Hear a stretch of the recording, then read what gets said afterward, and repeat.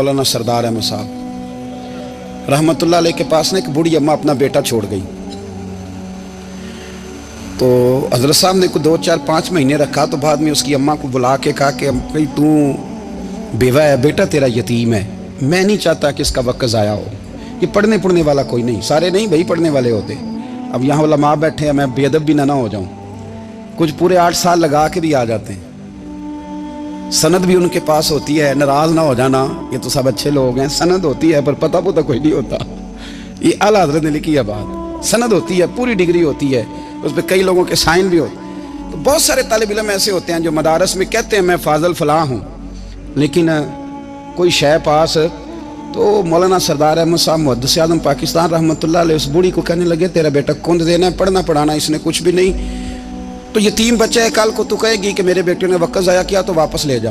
बूढ़ी अम्मा रोने लग गई, कहने लगी मैं पढ़ाने तो नहीं लाई थी, मैं तो आपको रब का वली समझती हूँ, मैं तो नौकरी कराने लाई थी। नौकरी हज़रत अनस बिन मालिक कहते हैं मेरी अम्मा भी हुजूर की बारगाह में दे गई थी।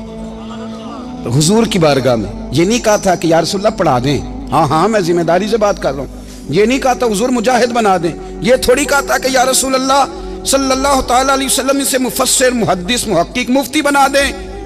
हज़रत अनस की अम्मा कह गई थी सोनिया जब तक ये रहेगा ना आपकी नौकरी करेगा, ये घर के काम काज करेगा, ड्यूटी करेगा, हुजूर ये आपकी नौकरी करेगा।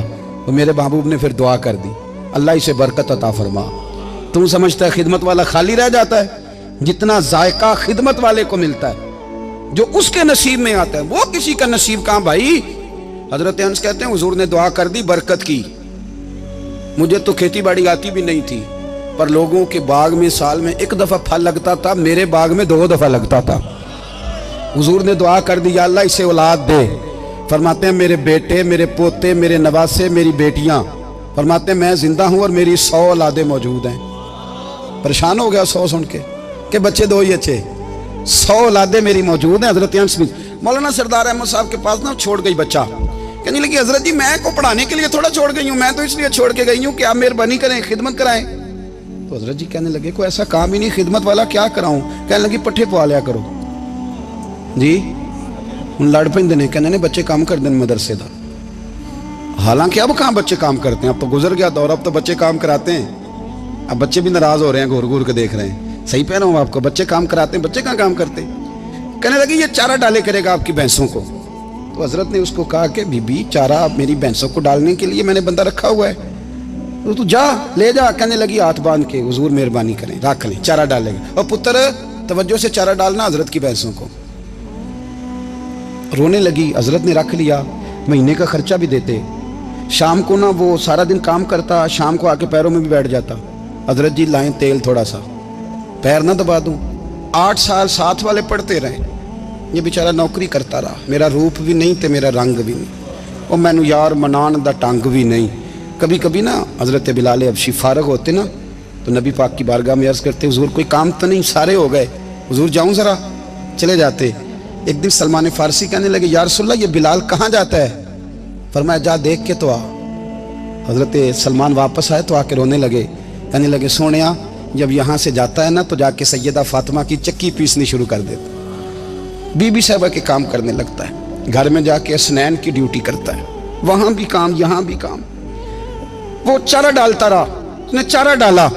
हजरत मुहद्दिस आज़म की भैंसों को दस्तार फजीलत का वक्त आ गया, सारे पगड़ियाँ सजा के आ गए, आज दस्तार होगी।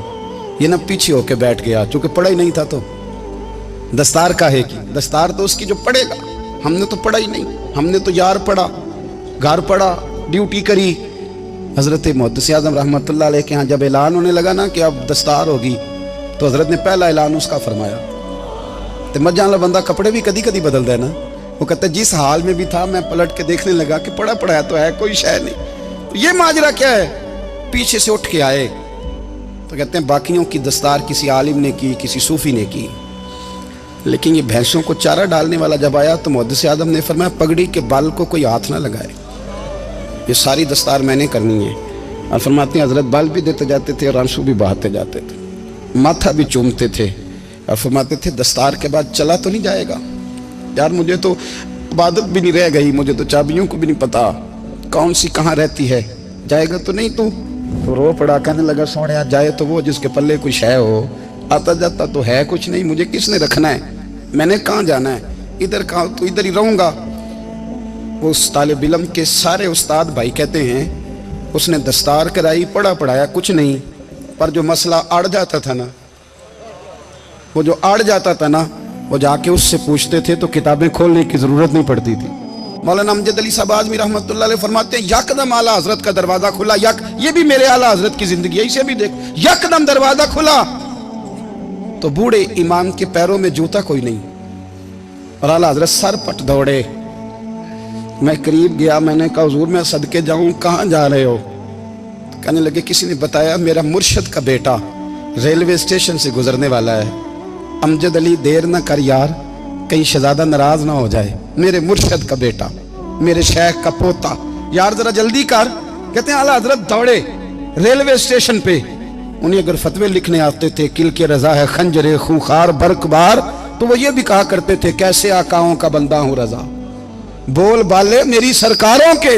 दौड़े गए रेलवे स्टेशन पे, और बूढ़े शेख सदरुल शरिया कहते हैं मैंने कहा हुजूर मैं ना चला जाऊं? कहने लगे ना पुत्र, मैंने बड़ा नमक खाया उस घर का, मैंने बड़ी नौकरी करी है, मेरी अपनी ड्यूटी है, तुम्हारी तो नहीं ना। मेरे शेख फरमाते रेलवे स्टेशन पे हजरत खड़े हैं, तो एक मुसाफिर उतरता, उसके करीब जाते अदब से सलाम लेते, तो कहते मारेरा शरीफ से तो नहीं कोई आया?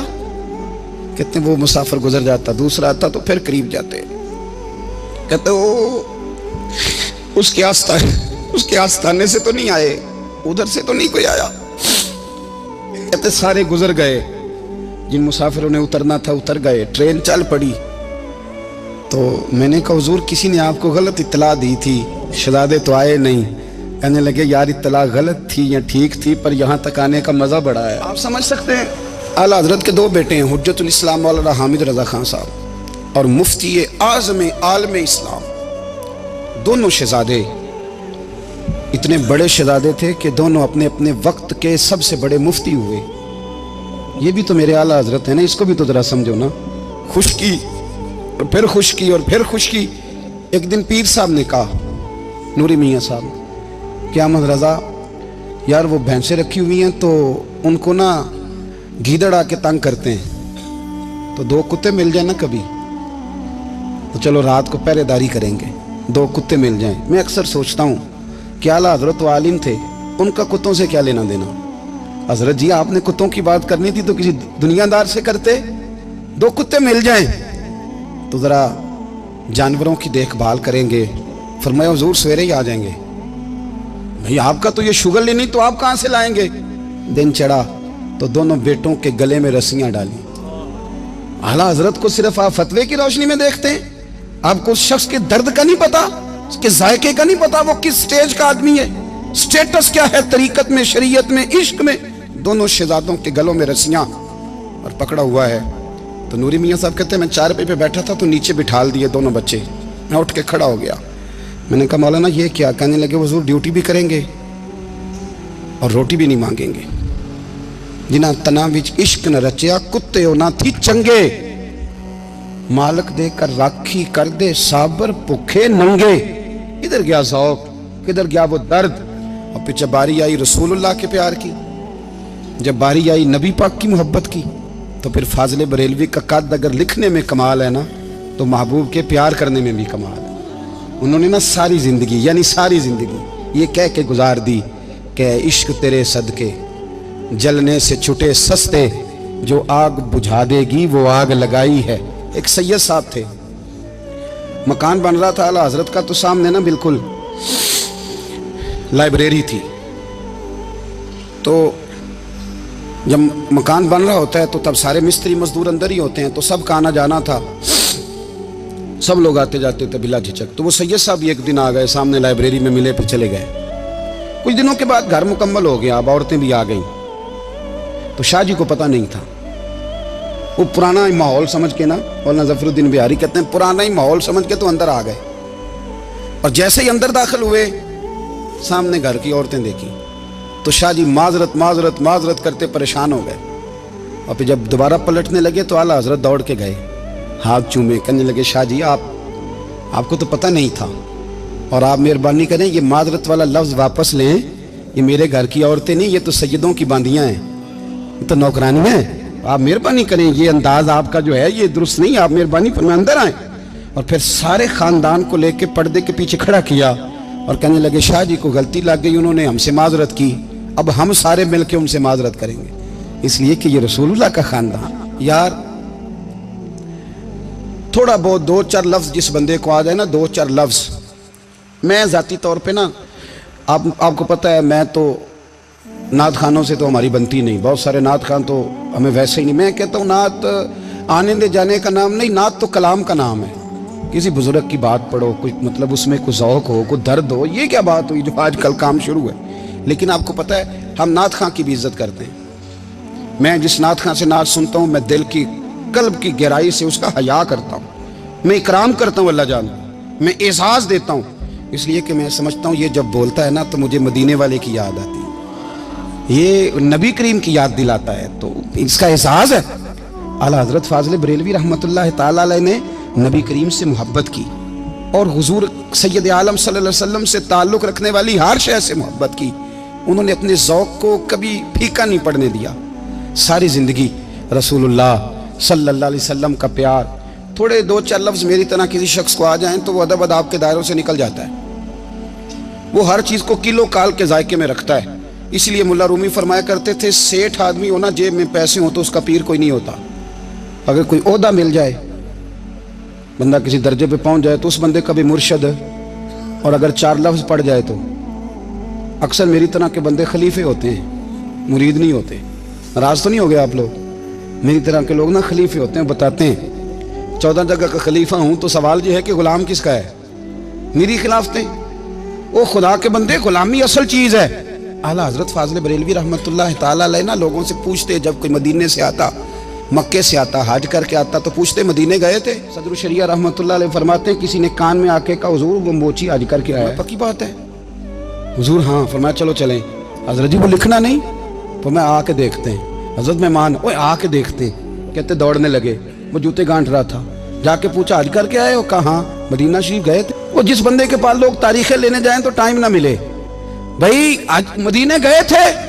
کہنے لگا جی بڑا کرم کیا سرکار نے، میں تو 1.5 مہینہ رہ کے آیا ہوں۔ کہتے ہیں جبہ کہیں، پگڑی کہیں، قلم کہیں، شاگرد کہیں، مرید کہیں، اور اندر نہیں، حجرے کے اندر چھپ کے کسی کی تعظیم نہیں، چوک میں موچی جوتے گانٹنے والا دنیا دیکھ رہی ہے، اعلیٰ حضرت جھکے اور موچی کے پیر چومنے شروع کر دیے، لوگ پکڑ دیں حضور یہ کیا، وہ بھی پیر کرنے لگے پیچھے ہٹ جاؤ، یہ وہ قدم ہے جو میرے مصطفیٰ کریم کے در دولت سے ہو کے آئے، حرم کی زمین اور قدم رکھ کے چلنا، ارے سر کا موقع ہے ہو جانے والے، یہ ذائقہ، یہ درد، تو اعلیٰ حضرت نے نا ذوق والی زندگی گزاری، ادب والی زندگی گزاری، پریم والا وقت گزارا، عشق والا وقت گزارا۔ حضرت بلال حبشی کبھی سپہ سالار بنے تھے کسی جنگ میں، کسی صوبے کے گورنر بنے ہوں؟ بولو تو صحیح یار، ان کا تعارف کیا تھا؟ نبی کریم کے غلام، حضور کے نا جو ذاتی معاملات تھے نا، 20 انصاری نوجوان تھے جو ہر وقت نبی پاک کے پاس کھڑے رہتے تھے کہ حضور کو حکم کریں، 20، اور 34 سے لے کر 40 تک غلام ہر وقت حضور کی بارگاہ میں رہتے۔ حضرت بلال حضور کے ذاتی معاملات کی خدمت کرتے تھے، کوئی ایسی وہ جو تبلیغ کی یا دعوت کی یا جنگ کی یا جہاد کی کوئی ڈیوٹی نہیں وہ کرتے تھے، ذاتی خدمت سرکار کی۔ حضرت عمر فاروق وہ شخص ہیں کہ جنہوں نے کبھی کسی بندے کو خاطر میں نہیں لائے، لیکن جب حضرت بلال آتے تھے نا تو جناب عمر اٹھ کے کھڑے ہوتے تھے، کرسی چھوڑتے تھے اور پھر ایک نعرہ لگاتے تھے، کہتے تھے یا بلال انت سیدنا، بلال تو ہمارا سردار ہے یار، تو ہمارا، یعنی عشق کا ذوق پورا کرنا انہیں بھی آتا تھا۔ اس لیے میرا مشورہ ہے، میری رائے ہے، اور جو میرا حکم ماننے والے ہیں ان کے لیے میرا حکم ہے کہ ذوق نہ کبھی بھی خراب کرنا، کبھی بھی نہ ذوق نہ خراب کرنا، اپنا لطف۔ میں نے کئی دفعہ، میں پہلی دفعہ مدینہ شریف حاضر ہوا تو ایک بابا جی میرے آگے آگے تھے تو ان کو نا دھکے مار رہا تھا، وہ سامنے کھڑے ہوتے ہیں نا، اللہ خیر فرمائے، اپنی اپنی ڈیوٹیاں نا، ان کی بھی ایک ڈیوٹی ہے نا جی، تو وہ دھکے مار رہا تھا تو بابا اسے کہہ رہا تھا تیری خیر ہوئے پہرے دارا روزے دی جالی چوم لین دے. انہیں پھر دھکا ماریا تو پھر ان کہا تیری خیر ہوئے پہرے دارا. میں نے وہ بالکل ان پڑھ بابا جی تھے پر مجھے انہوں نے بہت بڑی بات سمجھا دی, میں نے ان سے بڑا سیکھا, ممبر پہ ذکر کر رہا ہوں. وہ تیسری دفعہ پھر دھکا مارا, تیری خیر ہوئے پہرے دارا روزے دی جالی. تو بابا جی باہر نکل آئے تو میں بھی پیچھے نکل آیا. تو میں نے کہا بابا جی یہاں کچھ انہوں نے بنگلہ دیشی اور ہندوستانی بھی رکھے ہوئے ہیں پر یہ تو عربی تھا خالص, انہوں کدوں تہاڈی بھی سمجھ آؤندی سی, تسی پنجابی دا شعر سنائی جا رہے ہو. کہندے پتر مینوں بھی پتہ ہے انہوں نہیں سمجھ آ رہی پر میں تے اپنا رانجھا پہ راضی کردا سا. مینوں پتہ ہے انہوں کہا او یار اسی رانجھا بھی تے راضی کرنا ہے کہ نہیں, کہ ساری زندگی کیلو کال کے جھگڑے میں پڑے رہنا. اے عشق تیرے صدقے جلنے سے چھٹے سستے, جو آگ بجھا دے گی وہ. اور ایک جگہ پہ اعلیٰ حضرت کہتے ہیں جان دے دی وعدہ دیدار پر, ہم نے جان دے دی. خالی اس نے وعدہ کیا تھا کہ آؤں گا, آیا نہیں تھا پر جان ہم نے پہلے دے دی.